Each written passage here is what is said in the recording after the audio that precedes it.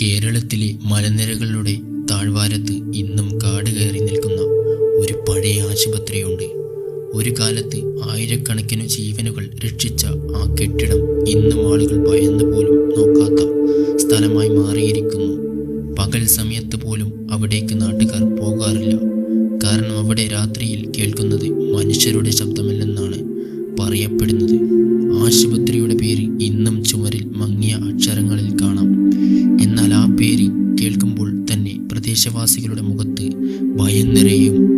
50 വർഷം മുമ്പ് ഈ ആശുപത്രി ജില്ലയിലെ ഏറ്റവും മികച്ച ആശുപത്രികളൊന്നായിരുന്നു. ഡോക്ടർമാരും നഴ്സുമാരും രാവും പകലും രോഗികളെ രക്ഷിക്കാൻ പരിശ്രമിച്ചു. ബംഗ്ലാവിനുള്ള കനത്ത നിശബ്ദത, ക്യാമറയുടെ റെക്കോർഡിങ്ങും ലൈറ്റും. പക്ഷേ ഒരു മഴയുടെ അർദ്ധരാത്രിയെല്ലാം മാറി മറഞ്ഞു. അന്ന് രാത്രി ആശുപത്രിയുടെ ജനറേറ്റർ പെട്ടെന്ന് നിലച്ചു. വൈദ്യുതി പൂർണ്ണമായും മെഴുകുതിരിയുടെ വെളിച്ചത്തിൽ ചികിത്സ തുടരുന്നതിനിടെ ഓക്സിജൻ ലഭിക്കാതെ നിരവധി രോഗികൾ ഓരോ രാത്രിയിൽ മരിച്ചു. ആ ദുരന്തത്തിന് ശേഷം ആശുപത്രിക്കുള്ളിൽ വിചിത്രമായ സംഭവങ്ങൾ ആരംഭിച്ചു. അർദ്ധരാത്രി കഴിഞ്ഞാൽ ഒഴിഞ്ഞ വാർഡുകളിൽ നിന്നും രോഗികളുടെ കരച്ചിൽ കേൾക്കാമായിരുന്നു. ജീവനക്കാർ പറഞ്ഞത് ഒഴിഞ്ഞ ഇടനാഴിയിലൂടെ വീൽചെയർ സ്വയം നീങ്ങും. അടച്ചിട്ട ഓപ്പറേഷൻ തിയേറ്ററുകളിൽ നിന്നും ശസ്ത്രക്രിയ ഉപകരണങ്ങൾ വീഴുന്ന ശബ്ദം കേൾക്കാം. CCTV ക്യാമറകളിൽ ആരുമില്ലാത്ത ഇടനാഴിയുടെ വെളുത്ത വസ്ത്രം ധരിച്ച ഒരു രൂപം നടക്കുന്നത് പതിഞ്ഞ് ചിലർ അവകാശപ്പെടും. ആദ്യം ആളുകൾ അത് അന്ധവിശ്വാസമാണെന്ന് കരുതി. പക്ഷേ ആശുപത്രിയിലെ സുരക്ഷാ ജീവനക്കാരിൽ പലരും ജോലി രാജിവെച്ചു. ഒരു നേഴ്സ് പറഞ്ഞ വാക്കും ഇന്നും നാട്ടുകാർ ഓർക്കുന്നു. ഞാൻ കണ്ടത് മനുഷ്യനല്ല, അവളുടെ കണ്ണുകൾ പൂർണ്ണമായും കറുപ്പായിരുന്നു. അവൾ എന്നെ നോക്കി ചിരിച്ചു. അതിനുശേഷം ആ നേഴ്സ് എന്തും ആരും കണ്ടിട്ടില്ലെന്നാണ് കഥ. കാലം കടന്ന ആശുപത്രി അടച്ചുപൂട്ടി. ജാലകങ്ങൾ തകർന്നു വളർന്നു ചുവരുകളിലെ പായലും വെള്ളലും. എന്നാൽ അവിടെയുള്ള നിശബ്ദതകൾ ഇന്നും ജീവനുള്ള ഇതുപോലുള്ള തോന്നും.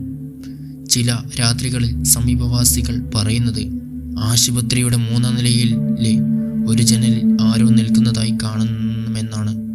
അടുത്തെത്തുമ്പോൾ ആരുമുണ്ടാകില്ല. അത് വെറും കാറ്റായി ആയിരുന്നു. അതെ, ഇന്നും അവിടെ ഏകാന്തത കൊണ്ടേയിരിക്കുന്നു. ഇടിമിന്നലിൻ്റെ ശബ്ദം ശക്തമാകുന്നു. ക്യാമറ പതുക്കെ ആശുപത്രിയുടെ ഇരുട്ട ഇടനാഴിയിലേക്ക് നീങ്ങുന്നു. ആശുപത്രി വാതിൽ ഒരിക്കൽ തുറന്ന് എല്ലാവരും തിരികെ വരണമെന്നില്ല. ആ ആശുപത്രിയുടെ വാതിൽ ഒരിക്കലും തുറന്നാൽ അകത്ത് കയറുന്ന എല്ലാവർക്കും തിരികെ വരാൻ ഭാഗ്യമുണ്ടെന്നില്ല. ആ ആശുപത്രിയുടെ വാതിൽ തുറക്കുന്നത് എളുപ്പമാണ്. പക്ഷേ ഒരിക്കലും അകത്ത് കയറാൻ പുറത്തേക്ക് വരുന്നത് എല്ലാവർക്കും സാധിക്കില്ല. ആ രാത്രി ആശുപത്രിയുടെ വാതിൽ വീണ്ടും തുറന്നു. പക്ഷേ അകത്ത് കയറുന്നവരിൽ ഒരാൾ മാത്രം ജീവനോടെ പുറത്തു വന്നു. അവർ പറഞ്ഞ കഥ ഇന്നും ആരെയും ഉറങ്ങാൻ അനുവദിക്കുന്നില്ല. ഇടനാഴിയുടെ അറ്റത്ത് നിന്നിരുന്ന ഡോക്ടറുടെ നിഴൽ ഒരു നിമിഷം പോലും അനങ്ങിയില്ല. അനന്യയുടെ കൈകൾ വിറച്ചു. അവൾ ധൈര്യം സംഭരിച്ച് വിളിച്ചു, അനന്യ, നിങ്ങൾക്ക് എന്താണ് വേണ്ടത്?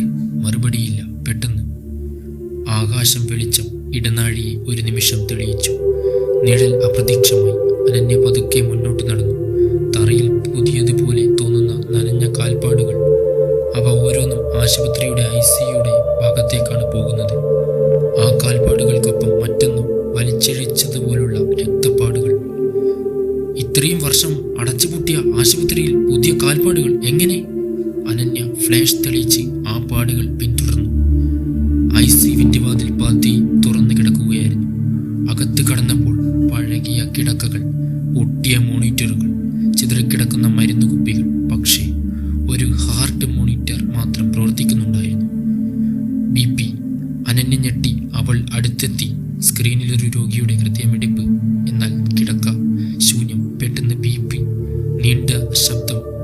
സ്ക്രീനിലെ രേഖ നേരെയായി. ആ നേരം കിടക്കയിൽ ഒരു സ്ത്രീയുടെ രൂപം പ്രത്യക്ഷപ്പെട്ടു. വെളുത്ത വസ്ത്രം, കഴുത്തിൽ ആഴത്തിലുള്ള മുറിവ്, കണ്ണുകൾ തുറന്ന നിലയിൽ. അവൾ പതുക്കെ തലതിരിച്ച് അനന്യയെ നോക്കി.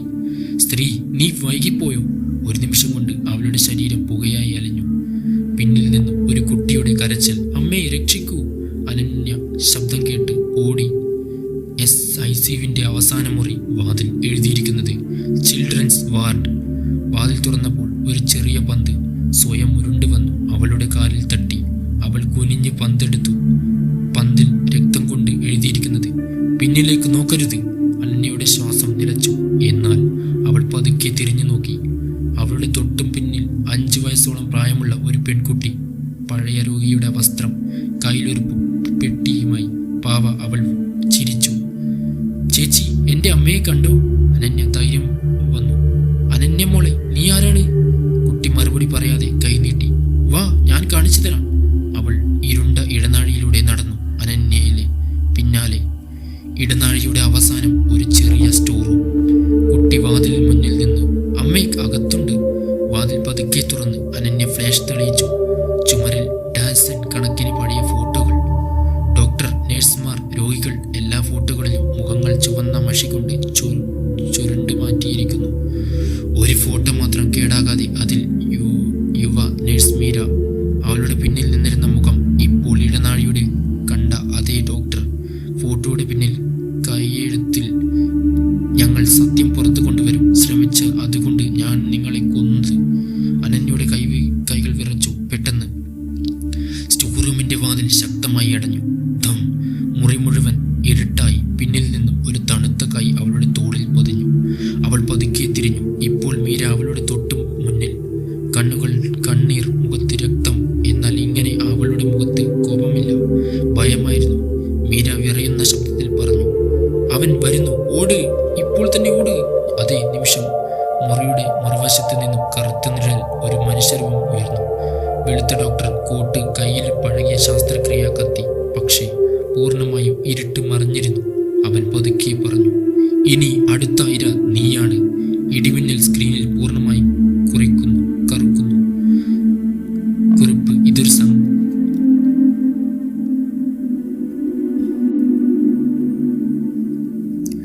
ഓപ്പറേഷൻ തിയേറ്ററിന്റെ വാതിൽ പതുക്കെ തുറന്നു. അകത്ത് കട്ട പിടിച്ച ഇരുട്ട്. അനന്യ തൻ്റെ മൊബൈലിന്റെ ഫ്ലാഷ് ഓൺ ചെയ്തു. വെളിച്ചം മുറിയിലാകെ പതിഞ്ഞപ്പോൾ പഴയ ഓപ്പറേഷൻ ടേബിൾ, ചുറ്റും തുരുമ്പെടുത്ത ശസ്ത്രക്രിയ ഉപകരണങ്ങൾ, ചുവരുകളിൽ ഉണങ്ങിയ രക്തക്കറകൾ പോലെ തോന്നിക്കുന്ന പാടുകൾ. മുറിയുടെ നടുവിലൊരു പഴയ രോഗിയുടെ ഫയൽ. അവൾ അത് പതുക്കെയെടുത്ത് പൊടി തട്ടിമാറ്റി തുറന്നു. പേര് മീര, വയസ്സ് 23, തീയതി 1976 ജൂലൈ 18. അവസാന പേജിൽ ചുവന്ന മഷിയിൽ എഴുതിയ ഒരേയൊരു വരി, ശസ്ത്രക്രിയ വിജയിച്ചില്ല. അതെൻ്റെ താഴെ മറ്റൊരു കൈയെഴുത്ത്, അവൾ മരിച്ചിട്ടില്ല. അനന്യയുടെ ഹൃദയം വേഗത്തിൽ ഇടിച്ചു. അപ്പോൾ ടിങ് ടിങ്. ശസ്ത്രക്രിയ കൃത്രിമ നിലത്ത് വീണു. അപ്പോൾ പെട്ടെന്ന് തിരിഞ്ഞു. ആരുമില്ല. പക്ഷേ ഓപ്പറേഷൻ ടേബിളിന് മുകളിൽ കിടന്നിരുന്ന വെള്ള പുതപ്പ് പതുക്കെ ഉയരാൻ തുടങ്ങി. അതിനടിയിൽ ആരോ ശ്വസിക്കുന്നത് പോലെ. അനന്യ വിറച്ചു. ആരാണവിടെ? മറുപടിയില്ല. അവൾ പതുക്കെ മുന്നോട്ട് നടന്നു. കൈനീട്ടി പുതപ്പ് ഉയർത്തി. ടേബിൾ ചൂഞ്ഞു. അതേ നിമിഷം പിന്നിൽ നിന്നും ഒരു തണുത്ത ശ്വാസം അവളുടെ ചെവിയിൽ തട്ടി. സ്ത്രീയുടെ ശബ്ദം, ഇറക്കമുള്ള ശബ്ദത്തിൽ. എന്തിനാണ് എന്നെ ഉണർത്തിയത്? അനന്യ ഭയന്ന് തിരിഞ്ഞു. അവിടെ വെളുത്ത നേഴ്സ് യൂണിഫോം ധരിച്ച് ഒരു യുവതി. മുഖം മുഴുവൻ രക്തം. ഇടത് കണ്ണ് പൂർണ്ണമായും കറുത്തിരുന്നു. അവളുടെ അധരങ്ങൾ പതുക്കെ ചലിച്ചു. എനിക്ക് നീതി വേണം. ഒരു നിമിഷം കൊണ്ട് അവൾ അപ്രതീക്ഷയായി. മുറിയിലെ എല്ലാ സ്റ്റീൽ ട്രോക്കുകളും ഒരുമിച്ച് നിലത്ത് വീണു. ക്ലോക്ക് ലൈറ്റുകൾ മിന്നിമറഞ്ഞു. അനന്യ ഓടാൻ ശ്രമിച്ചു. പക്ഷെ വാതിലടഞ്ഞു. മൊബൈൽ ഫ്ലാഷ് ഓണായി. ഇരുട്ട്. അപ്പോൾ ഒരു പഴയ ടാപ്പ് റെക്കോർഡ് സ്വയം പ്രവർത്തിച്ചു. അതിൽ ഒരു ഡോക്ടറുടെ ശബ്ദം. രോഗിക്ക് ഇനി ജീവൻ ഉണ്ട് സാർ, ശസ്ത്രക്രിയ നിർത്തണം. മറ്റൊരു കർശനമായ ശബ്ദം. ഇല്ല, പരീക്ഷണം പൂർത്തിയായേ ആരും ഇറങ്ങരുത്. അതിന് പിന്നാലെ ഒരു യുവതിയുടെ ഭയാനകമായ നിലവിളി. ഡോക്ടർ, ദയവായി എന്നെ കൊല്ലരുത്. ടോപ്പ് പെട്ടെന്ന് നിശബ്ദമായി. അനന്യയുടെ കണ്ണുകളിൽ ഭയവും ഞെട്ടലും. അവൾക്ക് മനസ്സിലായി, ഇതൊരു സാധാരണ അപകടമല്ലായിരുന്നു. ഈ ആശുപത്രിയിൽ ആരെയും മനഃപൂർവ്വം കൊലപ്പെടുത്തിയിരുന്ന. പെട്ടെന്ന് ചുമരിൽ തൂങ്ങിയിരുന്ന കണ്ണാടി പൊട്ടി. കണ്ണാടിയുടെ കഷ്ണങ്ങളിൽ അനന്യയുടെ പ്രതിബിംബം. പക്ഷേ ഒരു പ്രതിബിംബത്തിൽ മാത്രം. അവളുടെ പിന്നിൽ ആ നേഴ്സ് നിൽക്കുകയായിരുന്നു. കയ്യിൽ രക്തപുരണ്ട ശസ്ത്രക്രിയ കത്തി. അനന്യ തിരിഞ്ഞു. ആരുമില്ല. വീണ്ടും കണ്ണാടിയിലേക്ക് നോക്കി. ഇപ്പോൾ ആ നേഴ്സ് കണ്ണാടിക്കുള്ളിൽ നിന്നും പതുക്കെ പുറത്തേക്ക്